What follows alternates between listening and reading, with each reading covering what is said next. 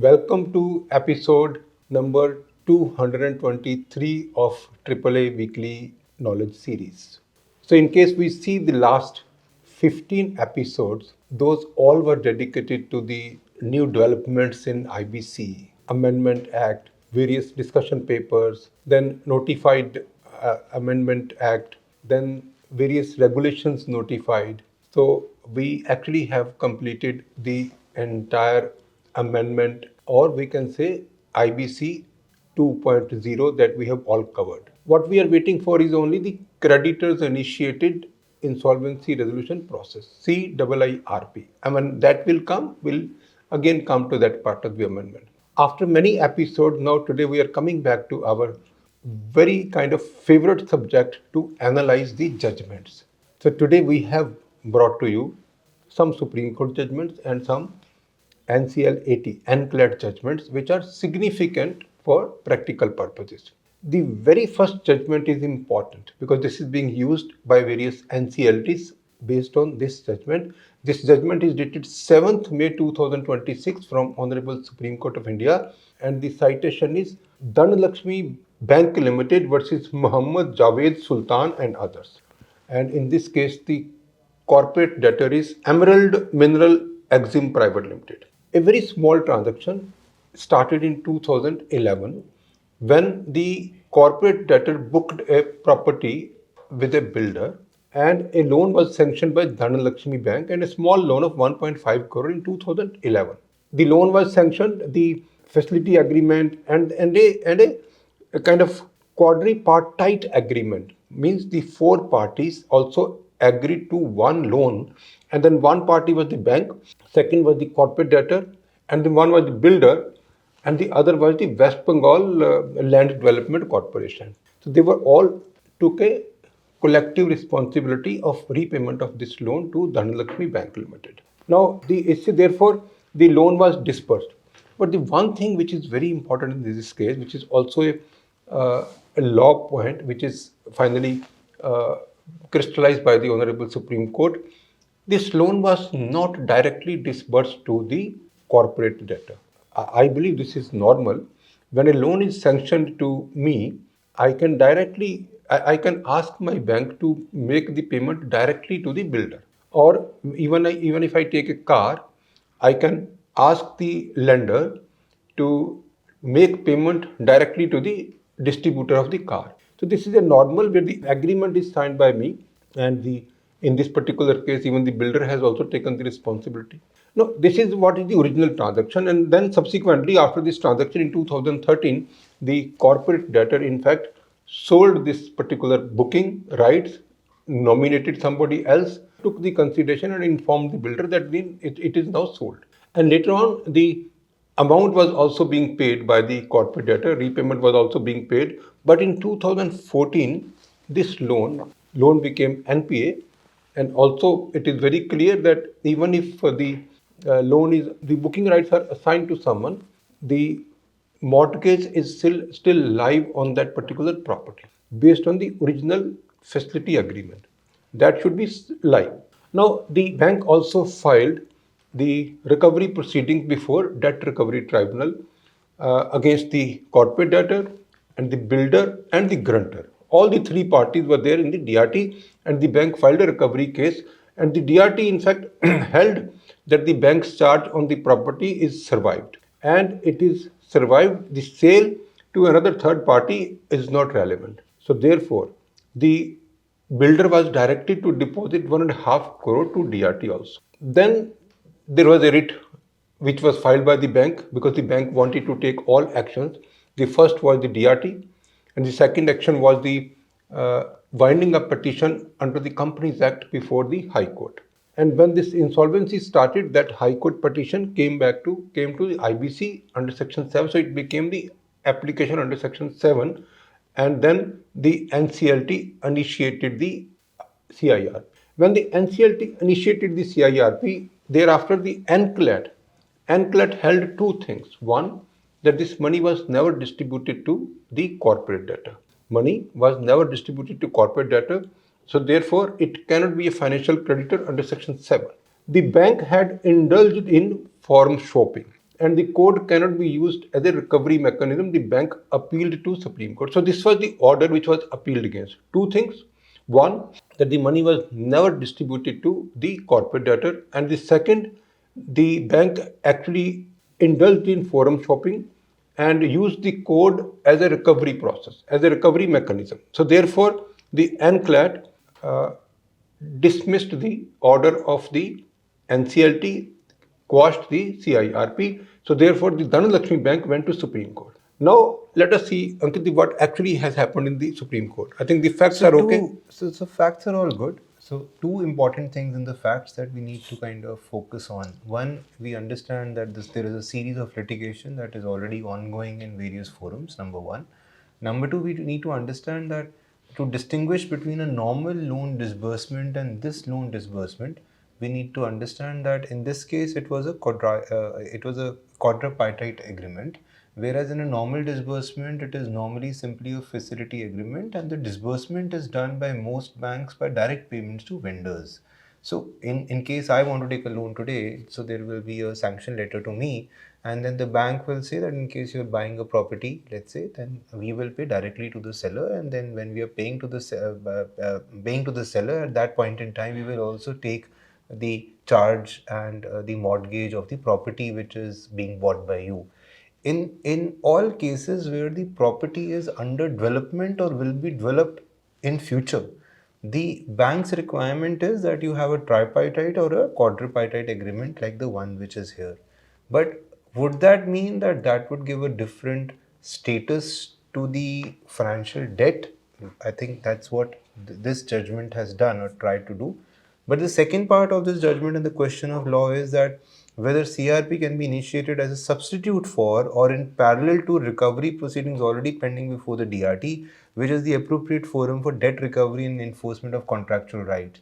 Now here again, there can be many cases which banks have filed in DRTs, but if there is a debt of more than a crore rupees, there is a financial debt and there is a default, technically we understand that IBC does allow the financial creditor to file an application and take the company to insolvency. But somehow I believe that in this case, the advocates for the bank were not able to convince or convey this to the Honorable Apex Court. And there, both these questions have been held against the bank, whereas a debt exists, the debt was genuinely used by or for the purpose of the CD. Not actually both. But let me now see. There are two questions of law which was framed by Honorable Supreme Court. One, whether the bank can invoke Section 7 of the IBC where the loan was disbursed directly to a builder under a quadripartite agreement. That is the question of law first. Second question of law is whether the CIRP can be initiated as a substitute for or in parallel to recovery proceedings already pending before the DRT, which is the appropriate forum for debt recovery and enforcement of contractual rights. Now, in this case, the bank, in fact, argued that there is a valid debt exists between the corporate debtor and the bank. It is the borrower in the. It is called as borrower in the quadripartite agreement.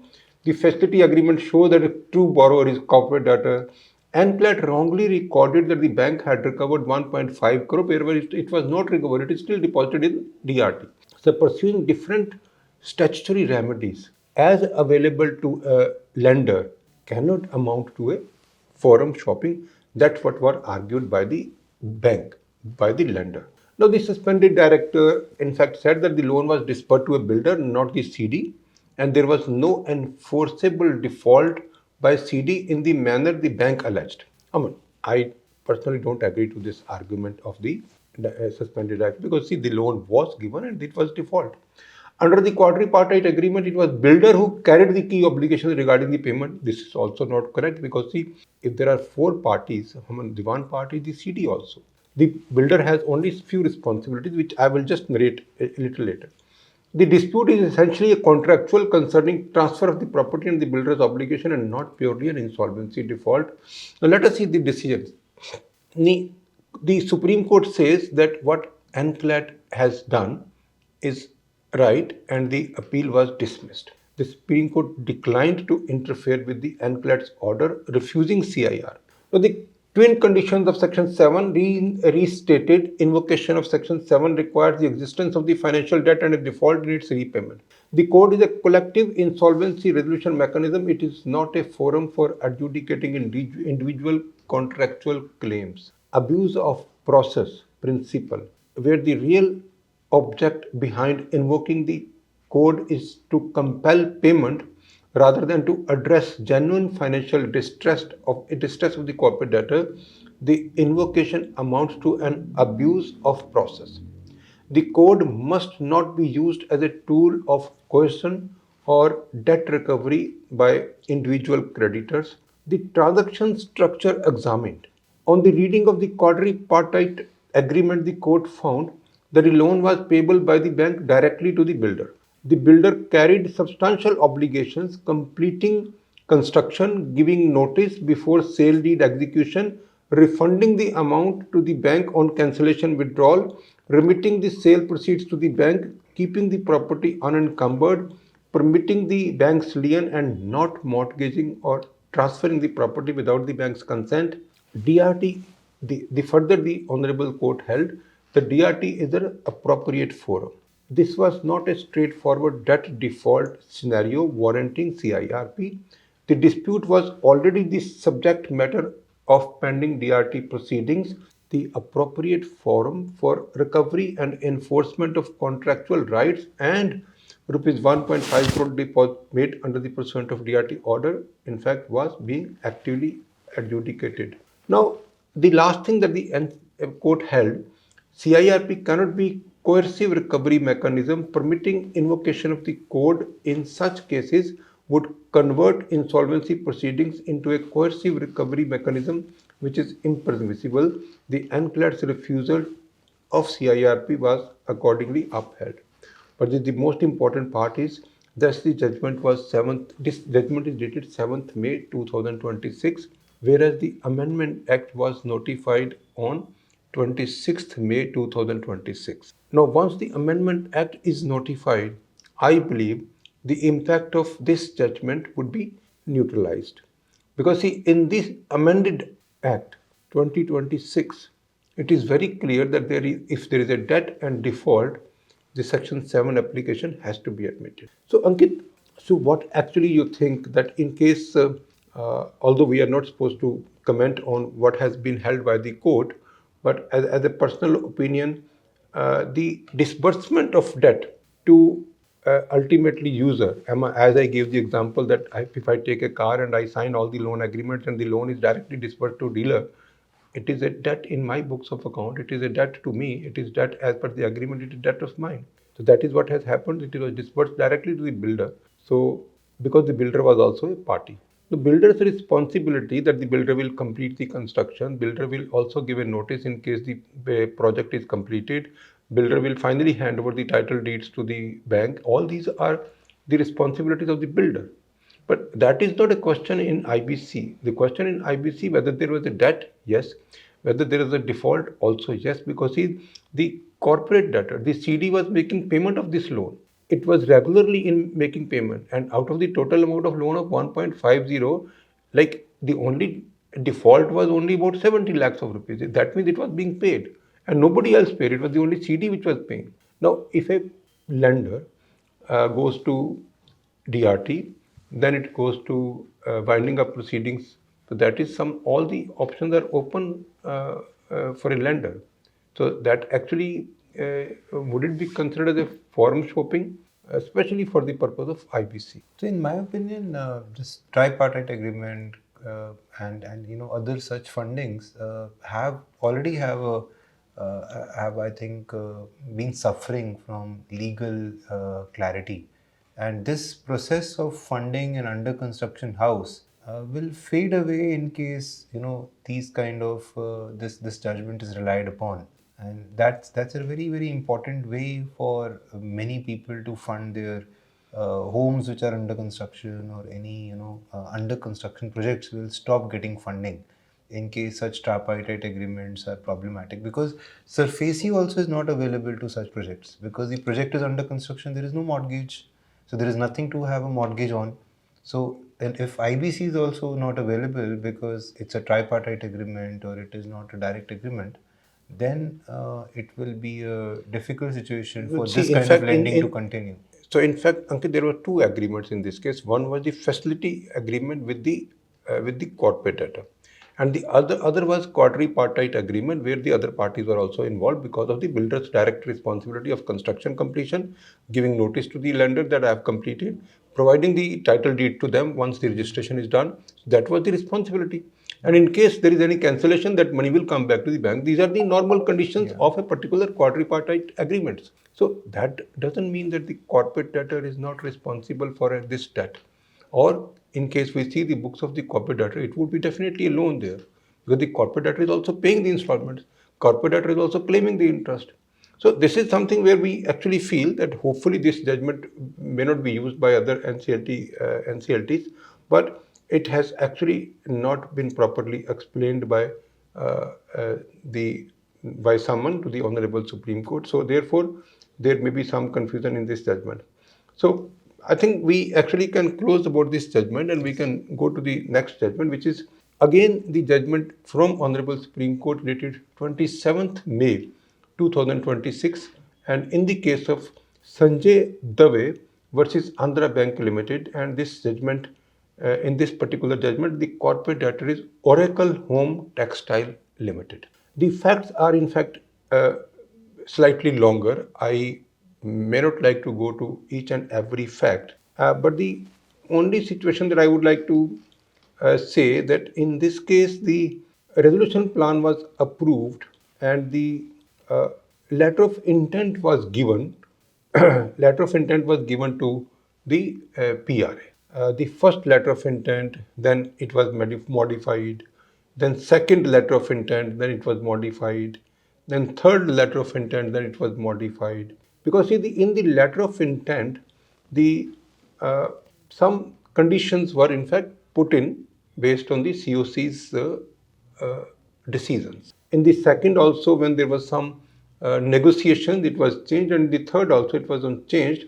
And thereafter, the PRA, in fact, did not accept this letter of intent, and finally, the company, the resolution plan was not implemented, and the earnest money deposit of rupees 1 crore was forfeited. Then the applicant, like the PRA, who submitted the resolution plan, filed an application for restoration of the earnest money deposit, contending the forfeiture was contrary to clause of the RFRP. So CIRP expired, and now the company is finally gone into liquidation. So when the companies went into liquidation, and then the NCLAT dismissed, because the three orders were passed by NCLT. Two IAs filed by the PRA and also allowed the liquidation.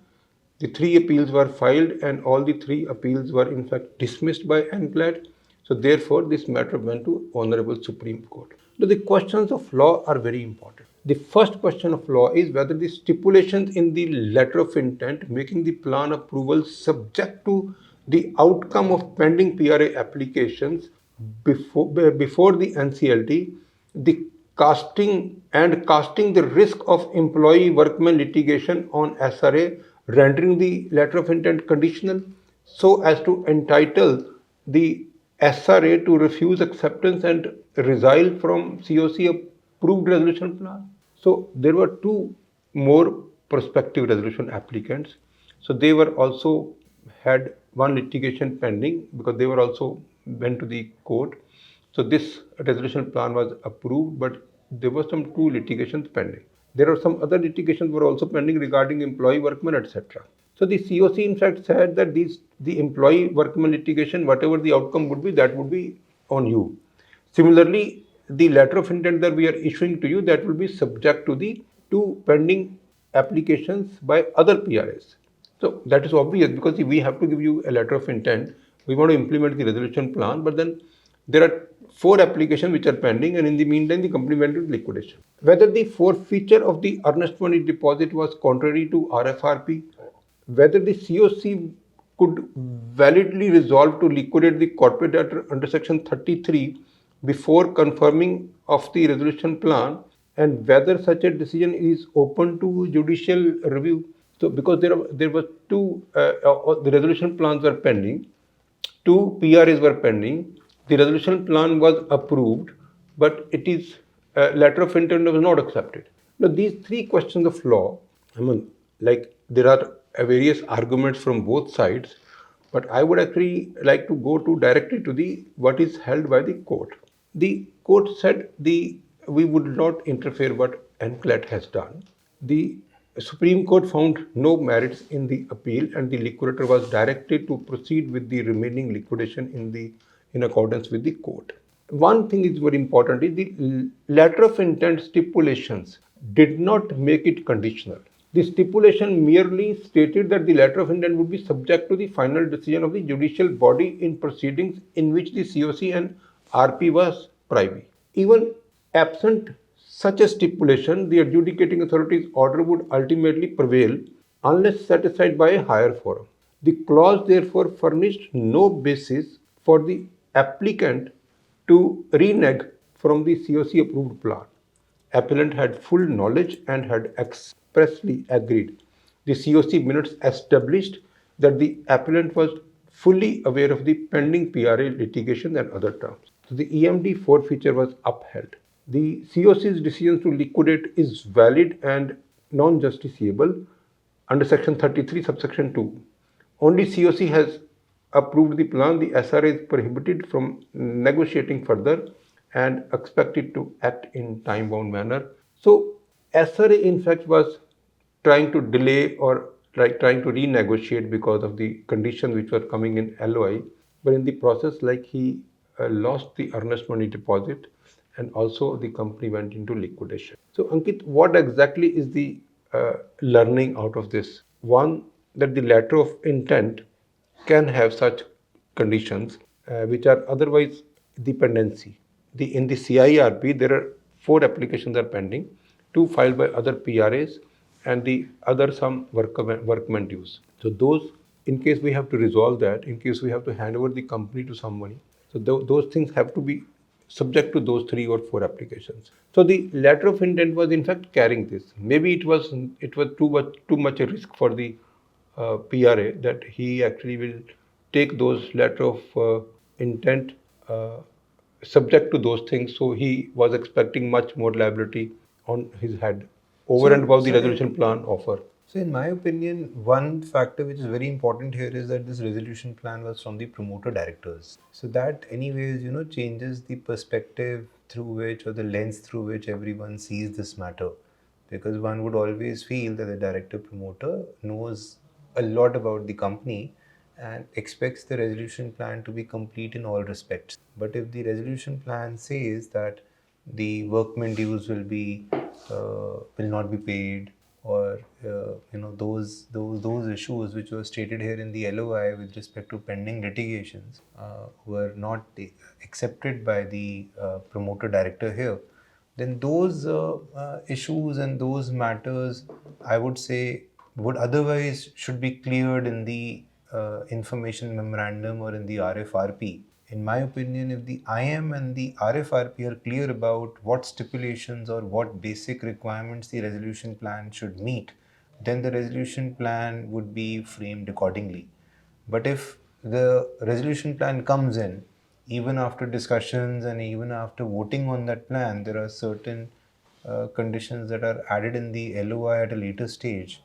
A non-director or non-promoter resolution applicant can say that this is change in our RFRP after my resolution plan is approved effectively. It seems like a change of mind of the Director promoter or SRA, whatever you call that. That's what we're doubting, because this is a plan given by him. Given by the director could have promoter. been by somebody else. And they were privy to every information. They were privy to all the obligations. And we don't have the facts with respect to, from the case law or from the discussion, whether the LOI changes were also part of the IM or the RFRP. The LOI changes, because see, one thing that all this litigation is disclosed to in IM as well as they were privy, because they were attending all the COC member meetings.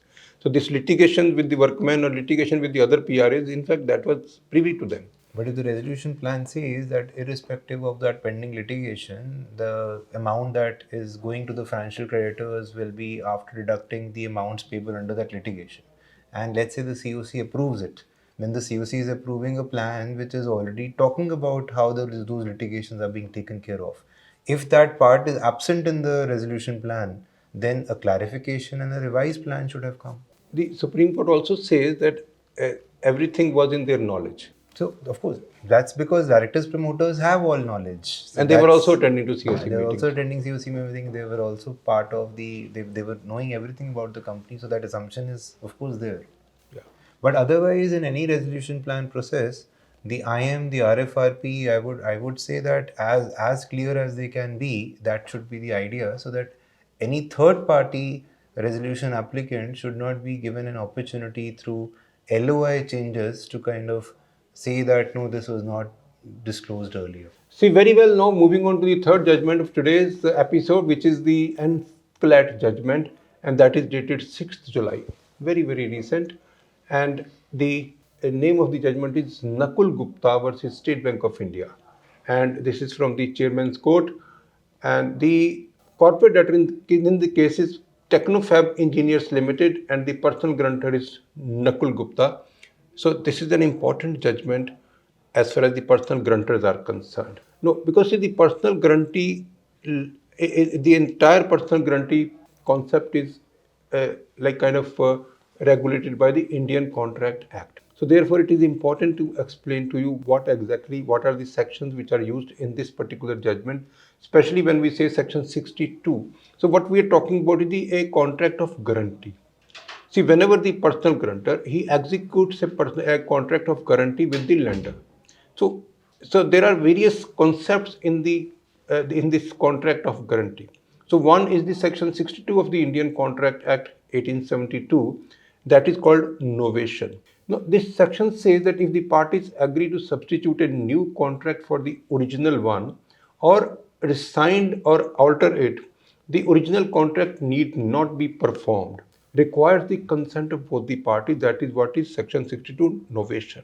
So this has been argued by the debtor in this case. Section 129 defines continuing guarantee. So in fact, the guarantee which was signed by the debtor was a continuing guarantee, as a guarantee which extends to a series of transactions as opposed to a single transaction. That is what is defined in section 129 of the Contract Act. Section 130, revocation of a continuing guarantee. Revocation of a continuing guarantee. The surety may revoke it at any time, but only as a future transaction and only by giving notice to the creditor.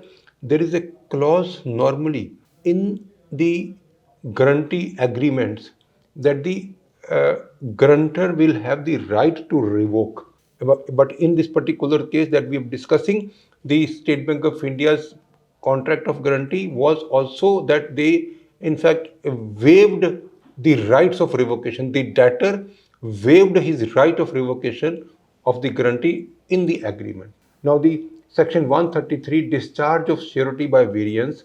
Any change made in the terms of the contract between the principal debtor and the creditor without the surety's consent discharges the surety, but only as to transactions subsequent to the variations. Liability for earlier transactions continue.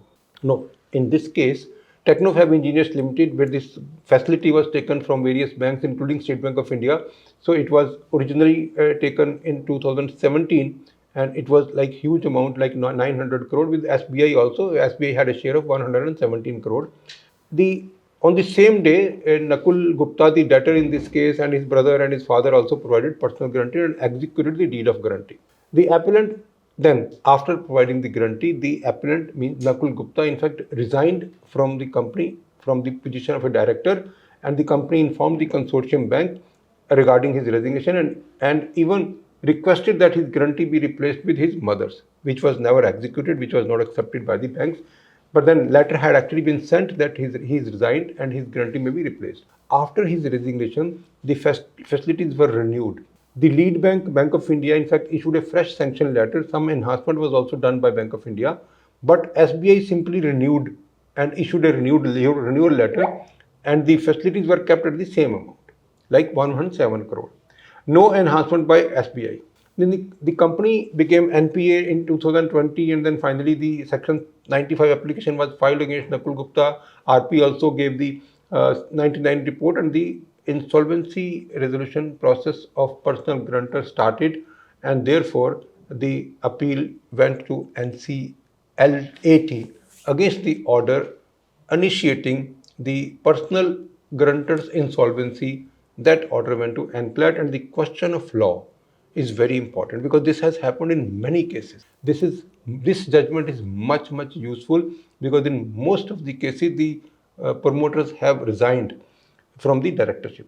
Whether the question of law is whether the resignation of a director revokes his continuing personal guarantee, and whether renewal or consortium level enhancement of working capital facilities after his resignation amounts to novation or variance under section 62, as we explained, 129, 130, 133 of the Contract Act, so as to discharge him from the personal insolvency proceedings under section 95 of the IBC. Now, the guarantor, Nakul Gupta, in fact, argued that one, that the facilities were given in 2017, then he resigned in 2018, and thereafter, after his resignation, the Bank of India enhanced the working capital. State Bank of India renewed it. I did not sign the renewal agreement. I did not sign the enhancement agreement. It was signed by my other family members. That was the arguments. Now, the revival letter, the bank's demand for a revival letter in June 2020 itself proves the term had materially changed. The revival letter of the guarantee, in fact, that was when it was declined by the Nakul Gupta. Then the bank filed section 95 and invoked it. So now the question is, the State Bank of India is saying in this case before NCLAT, one, that the deed of guarantee dated 2017 was continuing, it was irrevocable, and it was payable on demand.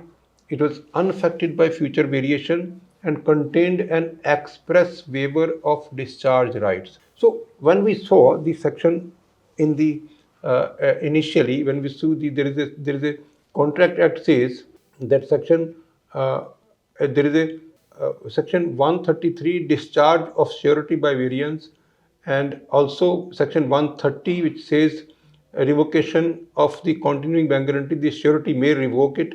So these are the rights under section 130, and the State Bank of India says that in fact the debtor, means in Nakul Gupta, in fact agreed that he will not use the discharge rights. That was also agreed in the deed of guarantee. And then under section 130, revocation requires notice to the creditor and operates only prospective. So no such notice was ever given to State Bank of India, and even if it was given, it would have been prospective.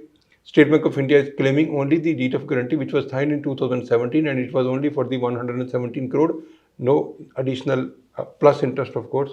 Now, State Bank of India says section 133, even a variance discharging the surety only for the transactions subsequent to it. Liability for prior transactions continue. So the debt claimed and the guarantee invoked related to 2017 deed.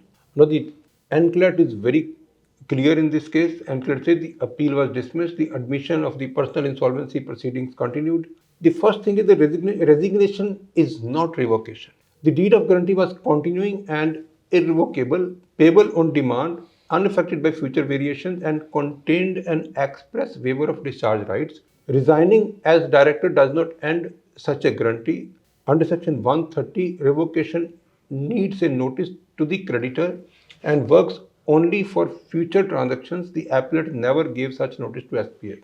The SBI's claim is only pursuant to 2017 deed, and novation under section 62 requires substitution of the old contract by the new one with the consent of both the parties, and all this. So the court says the novation under section 62 requires substitution of the old contract by a new one with the consent of both the parties. The old guarantee was never rescinded or replaced.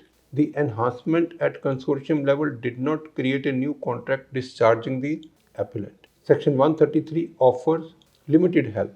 Even if there was a variance, it discharges the surety only for the transactions after the variance. Liability for what came before continues. The information utility records shows the debt was registered under the 2017 guarantee documents and no fresh debt under 2019 renewal. The bank's demand notices and DRT application also invoked only the original 2017 documents. Now, what are the takeaways from this judgment? One, that if there is a variance in the facilities, then what should the banks do? And in case there is a novation, then what should the banks do? And in case there are renewals and the guarantor is refusing to sign any renewal letter for the guarantee, all these are in fact in this judgment. The State Bank of India was very particular, but the State Bank of India did not use the renewal documents. The State Bank of India used the documents which was of 19, the 2017, 2017 agreement, 2017 amount. In fact, there was no further amount. No, even in this case, it is very clear that under section 33, even if there is a variance in the terms and condition, it is applicable only for the enhanced part. And the earlier part, still the responsibility would be there. So I think we need to understand how the sanctioning process works. Of course, the first part, of course, at the time of sanction of any facilities is that the bank completes all the loan documentation, the hypothecation documentation, the mortgage documentation, the guarantee documentation, and that's where this unrevocable guarantee is taken by the bank. And here, what has happened in 2019 is a renewal. Had this not be a renewal and had this been an enhancement of facility, then at the time of enhancement of facility, the bank does all this paperwork again. Because at the time of enhancement, it will again look at if any mortgages are required afresh or fresh documentation is done with respect to the enhanced sanction. So I believe that one thing that is required is that where a bank is re-sanctioning or increasing the facility, at that point in time, this judgment will not cover that event. This judgment is only looking at if the renewal of existing working capital facilities is an occasion when the guarantees lapse. But in case fresh guarantees are taken at the time of enhancement of facilities, then I believe at that point in time the bank will have to take a call that the earlier guarantees will cease to exist. If there is any protection in law which is available to keep those also going and continue with respect to the unenhanced part of the debt, then that is something that will have to be part of the documentation. No, you are very right. I think the takeaways that you are saying, and I would only add, the takeaways are that by just resigning from the corporate debtor, it will not help. By taking a plea that the I did not sign the subsequent documents, that will also not help. By taking a plea that further the terms and conditions were changed by the bank, that may not help because see, you would be liable till the time there was no change. No, in such cases, if somebody says that I would be absolved from my personal guarantee if I do everything, that would not work. So I think we can move on to the next judgment, and this is actually a very important judgment. So this, see, I think next judgment, in case you can take up. So value-wise, Consultancy Private Limited versus Deputy Director, Directorate of Enforcement is the NCLAT judgment, very recent, dated 30th of June 2026. So this is in the matter of corporate debtor, which is Siddhi Vinayak Logistics Limited. So the facts of this case are that various investigations happened prior to the CRP start date, and the various communications with respect to PMLA were issued to customers of the CD. Provisional attachment order was passed, and the provisional attachment order was confirmed by PMLA adjudicating authority. And then during the subsistence of the moratorium, the Enforcement Directorate withdrew 2.29 crores from the CD's account with ICICI Bank. CRP failed, liquidation started. During liquidation, the PMLA Appellate Tribunal set aside the attachment order, and ED challenged this before Bombay High Court. The Bombay High Court also did not stay the Appellate Tribunal's order. During liquidation, ED issued a fresh provisional attachment order, over 6,170 vehicles, because this is a logistics company, so I'm assuming that these are goods carriers. Vehicles of CD partially confirmed on 3rd of December 2019, and Liquidator filed two IAs with the NCLT. One was with respect to refund of 2.29 crores, saying that this is violation of the moratorium, and secondly, to say that the vehicles that have been attached should be detached. NCLT Ahmedabad adjudicated this matter, and subsequently NCLAT also then reviewed that judgment. So basic questions: whether NCLT NCLAT have the jurisdiction to interfere with attachment done by the ED under PMLA, withdrawal or retention of monies from CD's bank account during moratorium, and restrain communications or with respect to interfering with PMLA. So very clear decision from NCLAT, where NCLAT concurred with NCLT Ahmedabad's conclusion that it lacked jurisdiction. It was very clear that the judgment has kind of made it very clear that the PMLA, it says, was enacted under India's international obligations, under the UN conventions and FATF recommendations. It said IBC is not enacted to give a clean slate to any act of criminality which is otherwise punishable under PMLA, and it advised the liquidator to pursue the options under PMLA. So very clear now. Now I think we have also discussed this earlier as well. There is no NCLT, NCLAT or Supreme Court judgment that exists today which allows NCLT or NCLAT to decide on provisional attachments or any kind of decisions taken by the Enforcement Directorate. In case there's an ED matter, the liquidator or the RP will either have to go to the ED and request them to cooperate and to kind of allow the detachment of assets for sale under IBC as per the circular also circulated or given by IBBI, and option number 2 is of course going to the PMLA court and making applications there. NCLT and NCLAT are not the forums and they don't have jurisdiction over ED related matters. The other judgment that we are going to discuss today is Axis Bank Limited versus Chintamani's Jewelry Arcade Private Limited. This judgment is from NCLAT. It is dated 30th June 2026. Now, why we in fact opted for this judgment to bring to our episode 223. One, it is very important in the coming season, because now there will be various settlements under section 12A which would be through the COC approval. So whatever the resolution plan, whatever would be the proposal under section 12A, whatever would be the terms and conditions, and if the banks vote on that, that actually will become a binding document. So therefore we actually brought this as the judgment to be discussed in our episode 223. So in this case also Axis Bank gave loan to Chintamani Jewelry, and then the CIRP started.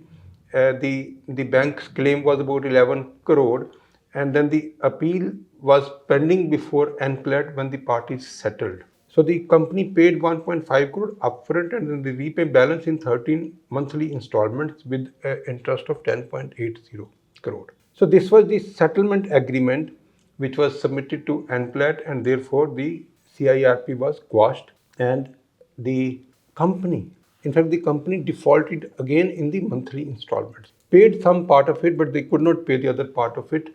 So that was the bank. Then the bank cancelled the restructuring by a revocation letter and reserved its rights to act under the RDB Act, SARFAESI Act and IBC. The company's last ditch effort was try to sell the residential flat in Pune which was mortgaged to bank to clear the dues.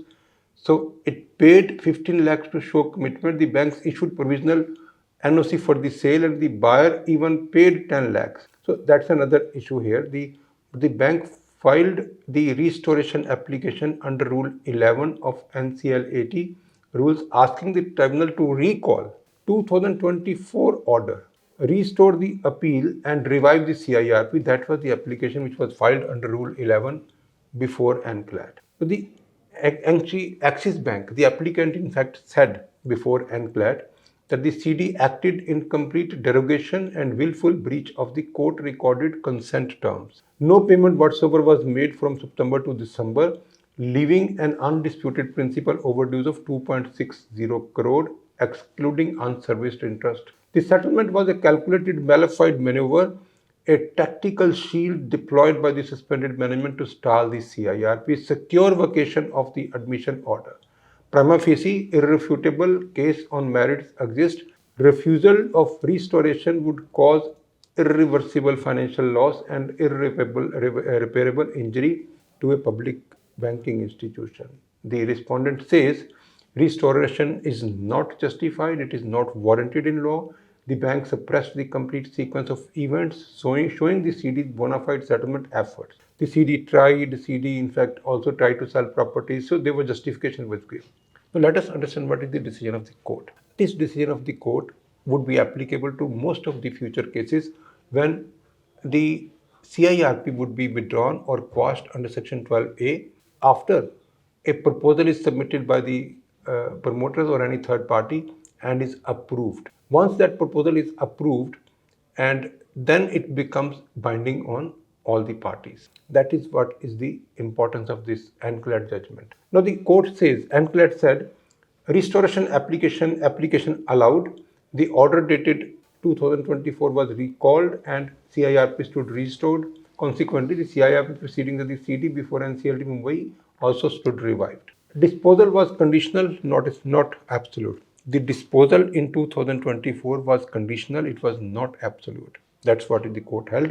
The appeal was disposed of on the foundation of the consent terms, with the liberty expressly granted to financial creditor to revive on default.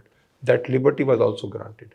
The question was not whether efforts to arrange finances were made or not. The only question is that there is a default. The obligation under the consent terms were personal obligation undertaken. That's what in fact was it was personal obligation undertaken by the respondent before the tribunal. The failure of a third party purchaser to complete a proposed transaction would not help them. So the takeaway in this case is again same, that in future under 12A the COC members may enter into a restructuring agreement. This particular judgment is reassuring to all of them that whatever they enter as restructuring agreement, vote for the restructuring, vote for the 12-way proposal, that will be binding, and it will not be absolute, it will only be subject to terms and conditions of the proposal. So therefore it is important to see in future under section 12A many such agreements restructuring would happen, and that actually would survive. Yes, I only am reminded of the first judgment that we discussed. So this is also settlement. That was also settlement. So, but anyways, I think the idea that if a 12-way happens and the court has expressly granted liberty for restoration of the application on repeated default, then that is what this judgment is about. So I think more incentive for banks to push early insolvency in case of default rather than going to different forums and kind of risk the idea of forum shopping. And if a 12-way happens, even if it is not happening with upfront payment, it does have the support of judicial restoration and then continuing the insolvency process. Even the CIIRP will further strengthen this idea, but I believe even at the CRP level, it is pretty clear that this forum or this process is a good process. So this 12-way process is going to be very much in vogue in future. Let's wait for that. For the time being, this is the end of our episode number 223. Thank you very much for viewing us. And in case you have any subject in your mind, please do comment in our YouTube channel, AAA Insolvency, and we will try to bring that after doing research, and we will present that subject duly analyzed and researched before you. Thank you very much. Thank you.